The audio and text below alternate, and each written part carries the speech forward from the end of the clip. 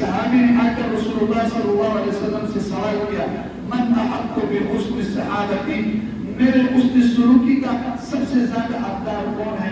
آپ علیہ السلام نے فرمایا تمہاری ماں. ثم من قال، پھر اس نے سوال کیا کہ اس کے بعد زیادہ حقدار کون ہے؟ آپ علیہ السلام نے فرمایا تمہاری ماں. پھر تیسری مرتبہ سوال کیا ثم من قال، کون ہے میرے حسن سلوکی کا زیادہ حقدار؟ آپ نے فرمایا تمہاری ماں.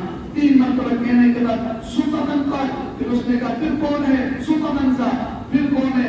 آپ نے فرمایا ابو، تیرا باپ ہے زیادہ حسن سلوکی کا حقدار. تین مرتبہ حقوق ماں کے بیان کے اس کی وجہ سے کہ ماں دین کی تعلیم اٹھاتی ہے اور اسی وجہ سے اس کی زیادہ حقوق ہے.